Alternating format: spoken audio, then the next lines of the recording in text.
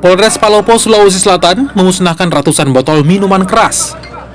Pemusnahan miras merupakan hasil sitaan pada operasi pekat bulan November hingga Desember tahun 2023. Selain miras dalam kemasan botol, polisi juga memusnahkan miras lokal jenis balok. Miras yang dimusnahkan merupakan hasil sitaan dalam operasi pekat selama bulan November hingga Desember di sejumlah lokasi.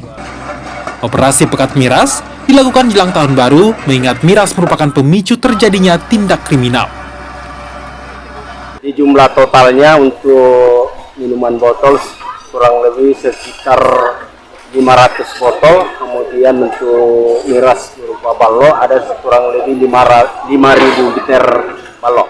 Untuk tingkat kriminal dalam hal masalah miras, di mana masyarakat khususnya untuk Kota Palopo, rata-rata kasus penganiayaan itu didahului dengan adanya minuman keras atau habis mau minum minuman keras, khususnya minuman tradisional balok itu.